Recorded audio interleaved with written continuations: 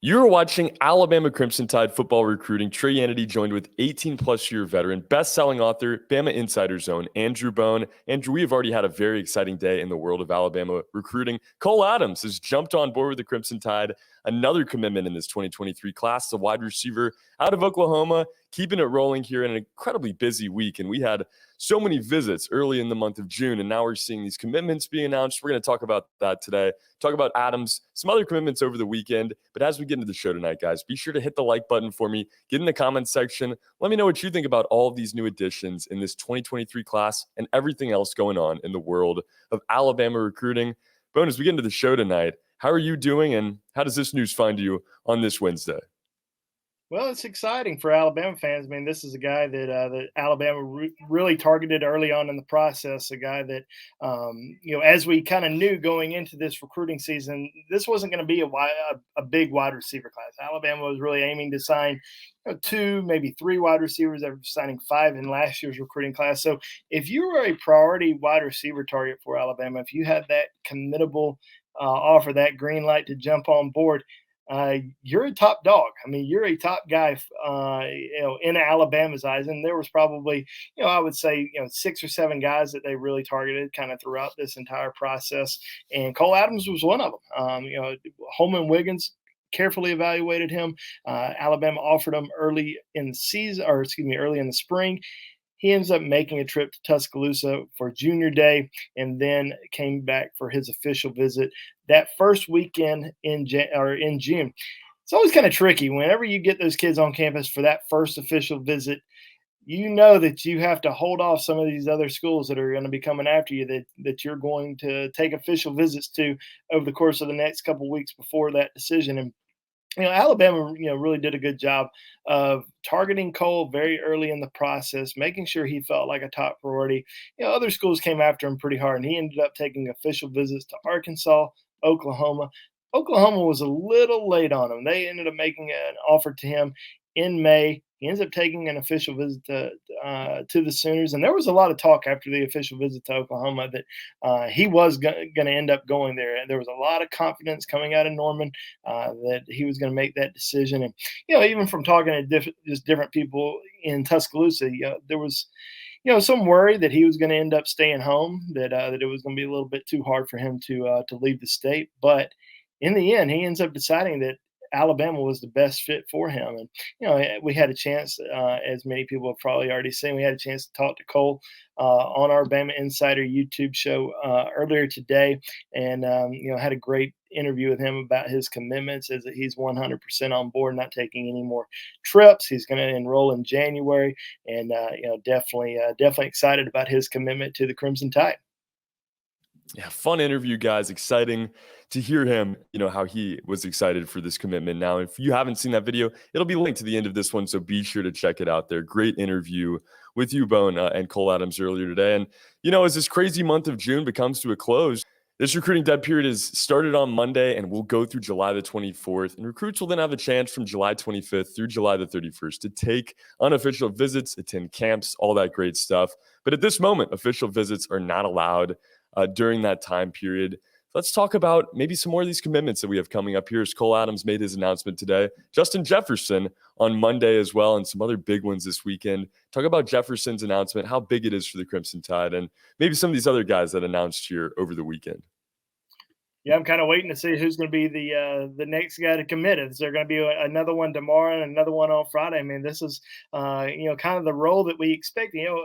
A lot of Alabama fans and probably us in general have been wondering when these commitments were going to happen, because it's been kind of a slow start. Now we're starting to see them all pop. And we've been telling Alabama fans for a while, just wait until after the official visits happen this month. The kids get to the month of January, they want to go out, they want to see as many top schools as they can, take all their official visits, and then make that decision. Obviously, we're going to still see some guys that are going to carry it into the fall and wait until the early signing period before they make their commitments. But we're going to see a ton of decisions happen over the course of the next couple weeks, couple months leading up into the college football season. So it's been a busy couple days for Alabama on the commitment front. We talked about Cole Adams, but they also picked up Justin Jefferson, one of its top linebacker recruits. This is a guy that Alabama saw during the spring, quickly offered, made sure that he felt like he was a top priority, from the moment that he was offered all the way until his commitment. Now, he ended up making a trip to Alabama early June to compete in Alabama's football camp. Now, he didn't necessarily have to work out, but he wanted to go out there, show the Alabama coaches exactly who he was, and also get coached by Alabama defense coordinator Pete Golden. They absolutely love this kid. He's 6 foot one, close to 6 foot two, about 215 pounds. Runs a he says that he's been timed at a 4.34 in the 40, and that's been confirmed by coaches. And this is one of the fastest linebackers in the country. A little undersized, but man, this guy can get to the football, can shed blocks, very physical tackler, very instinctive, very smart. Alabama doesn't really target a lot of junior college players. They want guys who can come in and make a big impact right away. Guys, if they're going to go after somebody in the junior college ranks, they're expecting that guy to come in and start right away. I think they felt that way with Justin Jefferson. I think he is a major, major addition to this recruiting class. Didn't have any stars next to his name, but I will guarantee you that the Alabama coaching staff considers Justin Jefferson a 5-star recruit. So this was a big win for Alabama on the recruiting front after he took official visits to Texas A&M and Florida during the month of June.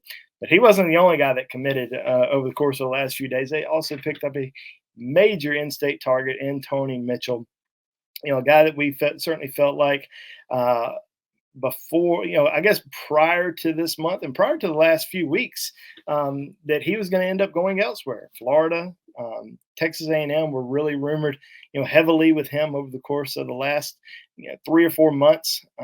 It was a little bit of a surprise when he didn't include Florida in that top 4 on Thursday when he announced his top 4 schools. But I think when he did announce that top 4, I think he knew where he was going to go. I think he'd already had that decision made in his mind and just put out that top 4, and then a few days later announces his commitment to Alabama. But definitely one of the top defensive back recruits in the entire country. He can play just about any position in the secondary. Now he's ranked as a cornerback, but I think Alabama sees him more in that star position type role. Definitely a physical kid. He's 6'1", 205 pounds, according to his head coach Mark Freeman, and definitely a big win for Alabama on the recruiting trail with Tony Mitchell. Another very intriguing prospect that committed to Alabama this past weekend, was Brayson Hubbard. Now, we talked about Brayson a few different times on the show, especially I guess it was about 3 weeks ago when he first picked up that offer from the Crimson Tide. He's one of the best athletes out of the state of Mississippi, 6'2", 190 pounds, clocked a 4.50 in the 40. Worked out at safety during Alabama's camp. That's kind of where they see him playing, in their system. He actually plays quarterback at Ocean Springs High School in Mississippi. Won Mr. Football in Class 6A at Ocean Springs High School this past season, and had never played safety before. Shows up at Alabama's camp, worked out with the coaching staff, and they were just absolutely blown away by his performance. I mean, this is a guy that they took over some really high caliber, heavily recruited guys who have 50-plus offers from schools across the country, who are Rivals 100 type guys. Brayson Hubbard may be under the radar right now, but now that he's committed to Alabama, there's going to be a lot of attention on him this fall. A lot of people are going to be watching him a lot closer. So definitely a exciting pickup for Alabama, just because he's one of these kids that we just don't know a ton about, especially at the safety position. We don't know how good of a safety he really is because there's no film on him. But guess who does know how good he is? Nick Saban, Pete Golding, Charles Kelly, all the coaches who worked him out at Alabama's camp and decided to take him. So you work out in front of those guys, you get the green light, especially with the guys who are still out there that Alabama's going after and recruiting and on their recruiting board. I think it's safe to say that this is a guy that was a diamond in the rough, and certainly somebody that they really like and very excited about. So those are some of the recent 2023 guys that have jumped on board with Alabama. As we know, they picked up Wilkin Formby last Monday, when he announced his commitment to Alabama. And then they also picked up their first 2024 commitment, Perry Thompson, out of Foley High School, 6'3.5", 205 pounds, ran a 4.50 at Alabama's football camp, which is extremely tough to do. You can get clocked by a lot of different people. You can get clocked by your high school coach, a trainer, a position coach. mom or dad, and you can call and tell tell us, tell coaches that, hey, I run a 4.40 or a 4.30. Guess what? Kids don't really run those times. Once you actually go to an actual football camp like Alabama and get real times, and you're running a real 4.50 40, that's absolutely flying. So Perry Thompson, big kid. There's going to be a lot of discussion probably over the course of the next year or two of, if he is going to compare to Julio Jones, just because of being from Foley, being a wide receiver, being 6'3", being 205 pounds. How much bigger is he going to get? But I certainly think that this is a guy that is going to be a top 5 overall player in the state of Alabama, but potentially even number 1. I'm really eager to see how he performs during his junior season. But from talking to different people in Tuscaloosa, he had the best performance of just about any wide receiver in Alabama's football camps this summer, and that's all ages. So he was certainly a star, and certainly somebody that Alabama was excited to get on campus. And they don't necessarily take a lot of early 2024 guys. I mean, you've got to be really, really good for Alabama to take your commitment before your junior season. So they think this kid's pretty special, and I know they're excited to have him on board as their first commitment in the 2024 class. Yeah, no doubt. This 2024 class already underway here as it does have its first commitment, and so much going on here in 2023 as well. Alabama on a roll. I know you believe that that's going to continue into this next month. Let's talk about some of these guys that we expect to see coming up. Maybe Riley Williams or Francis Magoa, Malik Benson. Talk about when you expect their decisions to be made and ultimately where you think they're going to end up. Yeah, so got a lot of decisions happening over the course of the next, really the next week, really the next month. I mean, we're going to see so many commitments that are going to take place, so many that have already been scheduled. We're going to see a lot more that are scheduled. We know of several kids who are going to be announcing decisions. They just haven't set commitment dates just yet. But as far as over the course of the next week, now Riley Williams, a 4-star tight end, originally from Oregon, but just transferred to IMG Academy. He visited Alabama back in early June, but as of right now, I wouldn't really bet on Alabama. I think he probably ends up, at Miami. I think, they're probably in the driver's seat for him right there. Francis Maragoa going to be announcing his commitment on July the 4th. Now, that's going to be a very intriguing one because I think there's multiple schools who feel like they have a very strong chance to land his signature or his commitment. He's a big lineman out of IMG Academy, originally from California, but he's got a lot of connections at different schools, Miami, USC. Loved his first visit to Alabama. Only taking one visit to Alabama, it's hard to say, they are in the driver's seat, but I do think they are in the running. Parents really like Alabama a lot. They've talked to some different parents who've had players at Alabama, so I think they feel pretty comfortable with the Crimson Tide. But we'll just have to kind of wait and see what happens there. Now, Malik Benson, top JUCO wide receiver in the country, is going to be announcing his decision on July the 5th. I do think that, in my opinion, Alabama ends up getting his commitment. I think it's between Alabama and Georgia. Now, there's some other schools that are in there, including Tennessee, but in the end, it comes down to Alabama and Georgia, in my opinion. And I think Alabama ends up winning his commitment. I think they've got a great chance to get him on board, and that would be, if Malik Benson jumps on board, that would be their second commitment to go along with Cole Adams.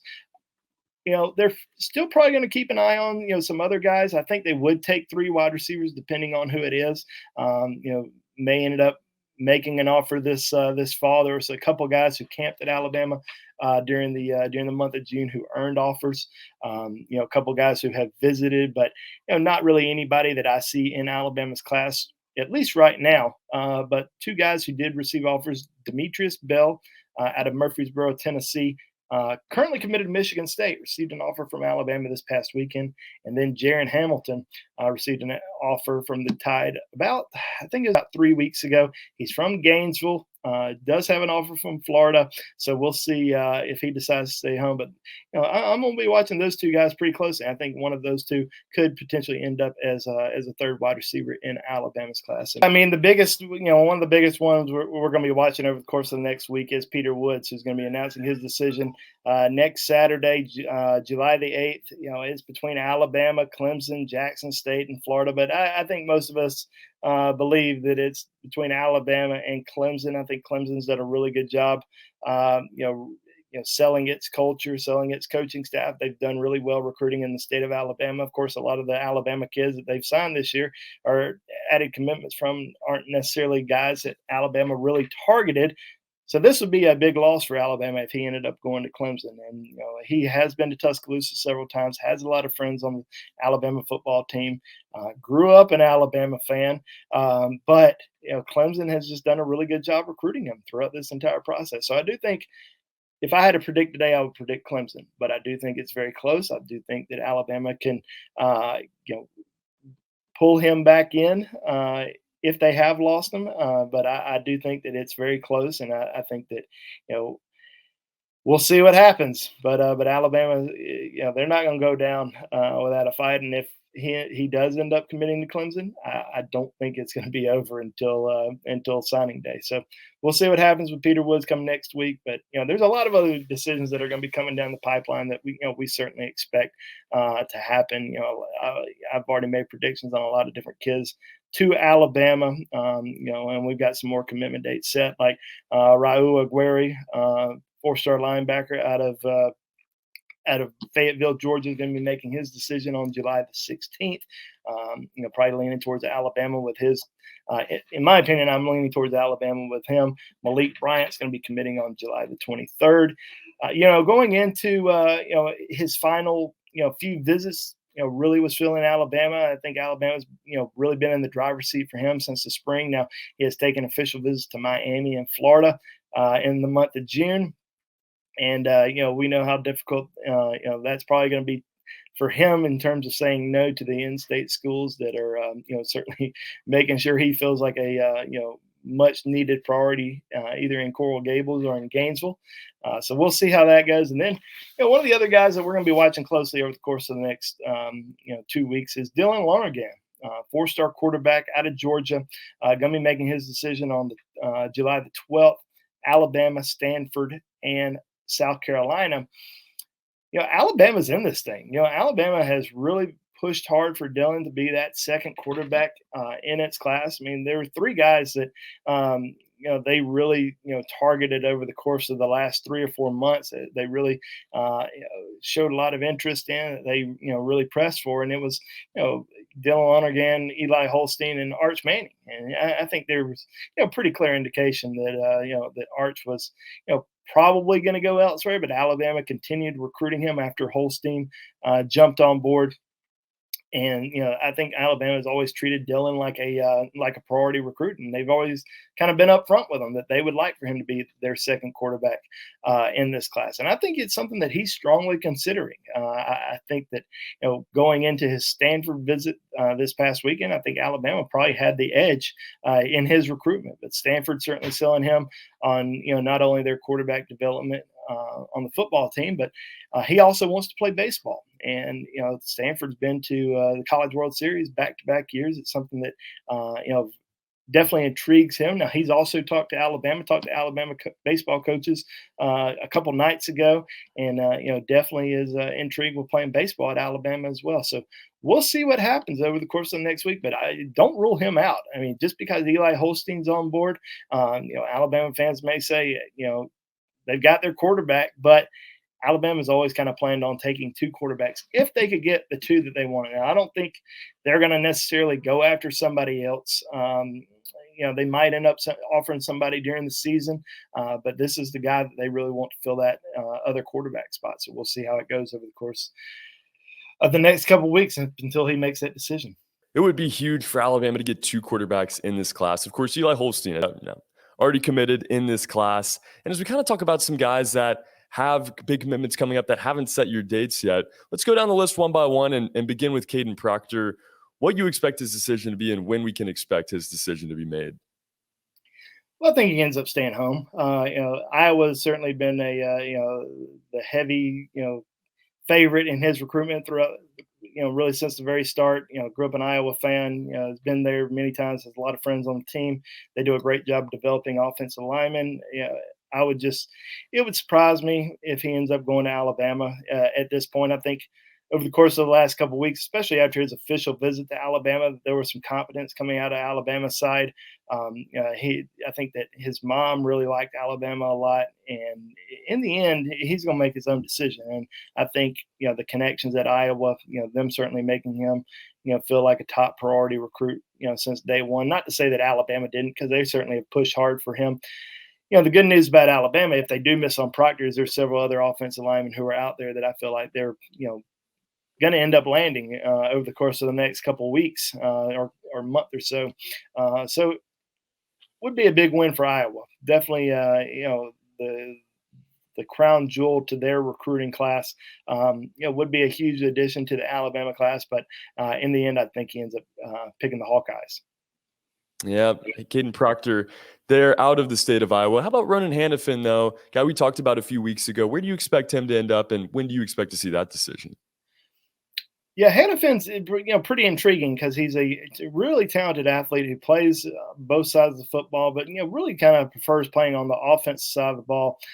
I think Coach Saban, when they had him on campus, they really kind of set him down and told him kind of, not necessarily, short term, but I think they talked about his long term potential as far as, where they see him, having a lot of success and could potentially go on and have success, even in the NFL. And I think Alabama is really the only school that has told him, really how they feel about him as far as, we think that your long-term success is playing on the defensive side of the ball, being a linebacker, whereas a lot of these other schools have said, if you want to play offense, we want you to play offense. And then, that's where, we see you playing. So a lot just kind of depends on, do you want to play offense right now? Do you want to play, do you want to play defense? And I don't know if he's made that decision quite yet. I do think it ends up coming down to Alabama and Notre Dame. Notre Dame's considered kind of the heavy favorite for him, but Alabama has, they've been in the race. He's made a couple trips down to Tuscaloosa. Really likes the coaching staff. Has a good relationship with Bill O'Brien, who has recruited him throughout the entire process. And I think we're going to probably see him make a decision sometime pretty soon. I don't know if it's going to happen, in the next couple of days, but could be in sometime in the next few weeks, and we'll see. But Alabama really likes this kid. They would certainly take his commitment, and that, like I said, he just got to make a decision if he wants to play on offense or defense. Yeah, out of Cambridge, Massachusetts, their Ivy League country. Let's move it along to Richard Young, the running back. Well, the plan for Richard was to always take his official visits this summer, and then make that decision in sometime before the start of his senior season, which I do think that's still the case. I don't know if that's going to happen in July or if it might be August. I still feel like it's going to be Alabama. I feel like Alabama has been in the driver's seat for a long time. But there are some other contenders. I mean, Georgia's in contention.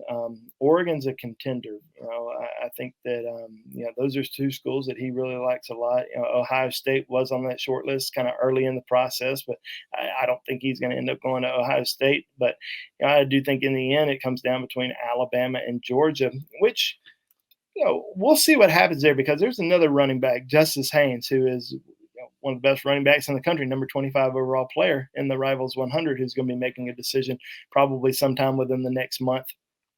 And he has Alabama and Georgia on his short list. So, Alabama is going to end up with one of those two guys, in my opinion. I'll be shocked if they don't. I don't see both of those guys going to the same school right now, but I do think that Alabama is going to end up with one of them.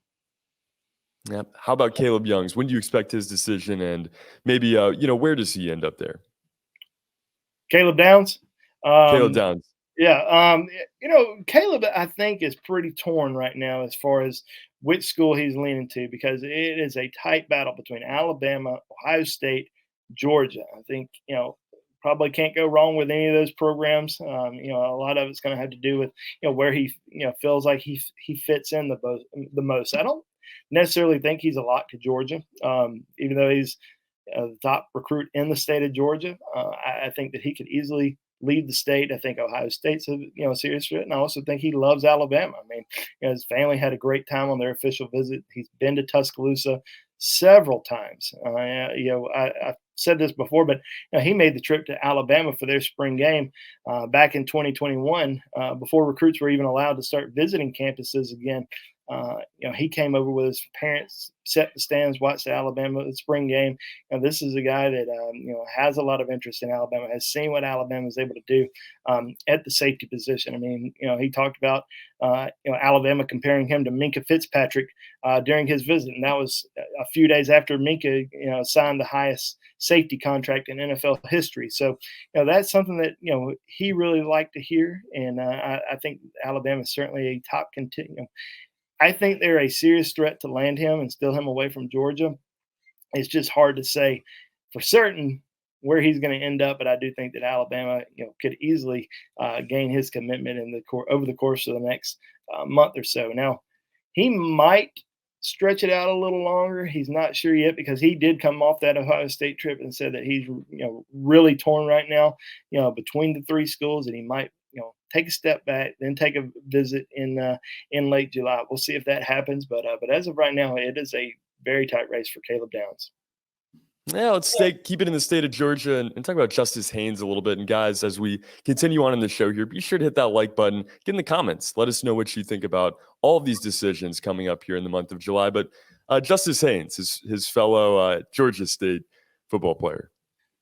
Well, they've gone on a lot of the same visits together. They were at Alabama together. They were at Georgia. They were at Ohio State together this past weekend. And I don't think they necessarily plan on playing together, or they're not necessarily a package deal. But I think that if they do go somewhere together, that it'll be they'll be excited about that. I mean, they're the number 1 and number 2 players in the state of Georgia. It would be crazy if we saw both of those kids leave the state of Georgia. And Justice Haynes, probably a little bit more connected with Georgia because his father played there. He was a walk-on, ended up getting drafted and played with the Steelers for several years.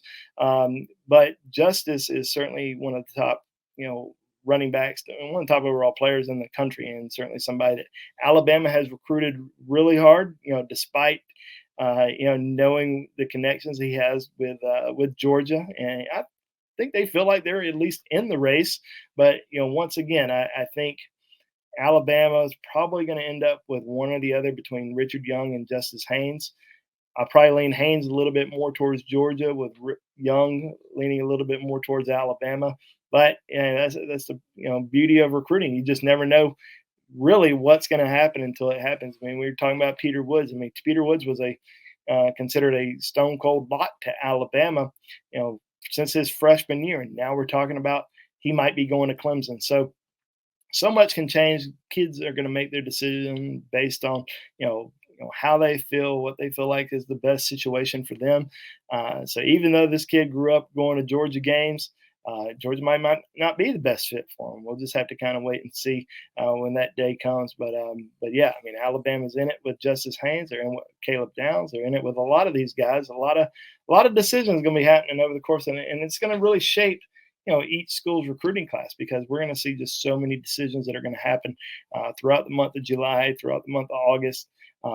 Alabama, I think, in my opinion, Alabama's probably going to have 17 or 18 commitments by the start of the football season. That's just how many kids are going to be making decisions over the course of the next 2 months.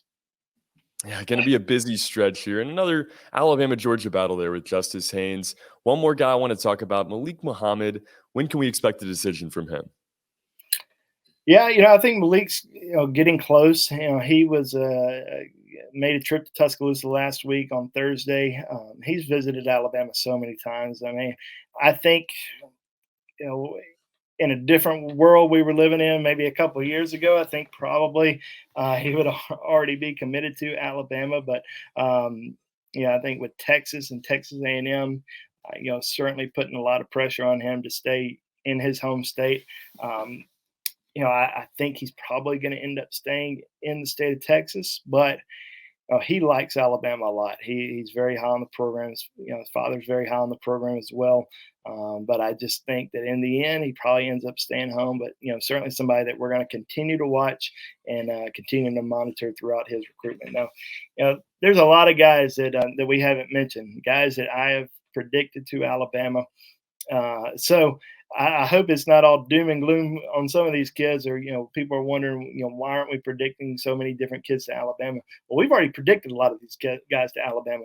Offensive linemen, two offensive linemen that I'm already predicting to Alabama. Olas Lineman out of Finland took his last official visit this past weekend to Ohio State. I think Alabama ends up getting him. He's back home in Finland, spending some time with his family, some friends that he hadn't seen in over a year. So he's going to take some time and try to make that final decision. Miles McVay spent 3 days in Tuscaloosa last week. I think he was there Monday through Wednesday. He is one of the biggest offensive linemen in the country. This is a 6'7", 300 and probably north of three. What's that say? 336 right there. He might be. He might be 336. I don't know, but he's a big human being. I think that Alabama's in really good shape with Miles McVay. He's probably going to wait until probably about early August to make that decision. I think he's kind of aiming for an August 12th decision date. Jordan Renaud, four-star defensive end out of Texas, Tyler, Texas, going to be probably making a decision maybe in August. I do like where Alabama stands with him. Edric Hill is a four-star defensive lineman out of Kansas City. That's another guy that I feel Alabama is in really good position for right now and could easily end up getting his commitment sometime over the course of the next few weeks. So we'll be keeping our eyes pretty glued on those guys for right now. I mean, you just never know who else is going to pop up as far as making decisions. Will five-star cornerback Cormani McClain decide throw out a commitment date here pretty soon? Who knows? He hasn't taken any officials. He took a lot of unofficial visits this summer, but still hasn't taken those officials yet. So I think that Alabama is going to have a good chance with Cormani whenever he gets ready to make that decision. We're going to see a lot of guys that are going to take it into the season, guys that are going to wait. Guys like Quay Russo and James Smith out of Carver High School. Those guys are going to wait until December. Reuben Bain, who took an official visit to Alabama this past weekend, had a great trip. Got a lot of connections down at Miami, but Alabama is a serious threat to pull him away from the Hurricanes. He's going to probably wait until a little bit later on in the season before he makes a decision. We'll just have to kind of wait and see who else decides to wait or who else decides to throw in a commitment date. We saw Kelby Collins out of Gardendale today tweet that he was going to kind of shut things down for the next few weeks, take a step back, and we could easily see him make a commitment before the start of his senior season. And he's one of Alabama's top defensive line targets, in-state target, who grew up an Alabama fan. You don't want to miss out on, let's say. Let's say Peter Woods does decide to go to Clemson. You don't want to miss out on your top, two of your top three in-state defensive linemen that you're really prioritizing in a year that you really need defensive linemen. You don't want to miss out on two of them. So, they're really going to make a big push for, obviously, for Peter Woods and for Kelby Collins leading up to their decisions likely in the next, for Kelby likely in the next couple weeks, with Peter on that July the 8th. Yeah, so much going on right now. So much is going to change, and we're going to see a lot of these guys commit, hopefully much of them with Alabama. And that's why you need to follow Andrew Bone on Twitter at Andrew J. Bone. He will have all the latest updates as it is happening there. So be sure to give him a follow. And as we close it out tonight, Bone, it has been a busy month. It has been a fun month. But your biggest takeaways from this month of June? Well, Arch Manning finally committed. I think, I think everybody's probably, glad that they can stop asking about it or stop talking about it. We saw a lot of top kids that have come through Tuscaloosa over the course of the last month, guys that have, participated in camp, guys who have taken official visits, so many guys who've come in for official visits, so many guys who've moved up, moved down the recruiting board. We've seen some top performances. Jan Zapier, out of Eufaula High School, has been committed to Alabama since the spring. Had one of the best performances of anybody during the summer. I think his stock is certainly on the rise. Definitely a guy that I think we're going to be talking a lot more about over the course of the next few months as far as his ranking goes. I think Alabama was able to firm things up with Jahil Hurley, which I thought was pretty important, out of Florence High School, a guy that for a while looked like he was about to flip to Auburn, and then he decided to shut things down. Says that he's solid with his commitment, and kind of reaffirm things with the Crimson Tide. But NIL has certainly been a big topic of conversation.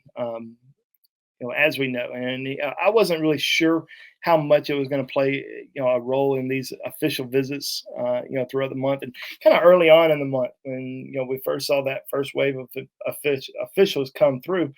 A lot of kids weren't really talking about it. It wasn't really discussed. But then, as kids started taking official visits to a lot of other schools and seeing different things, some of those guys have kind of circled back around and started asking more about NIL type opportunities. We're seeing some of the guys who come in later on in the month, after they took some official visits.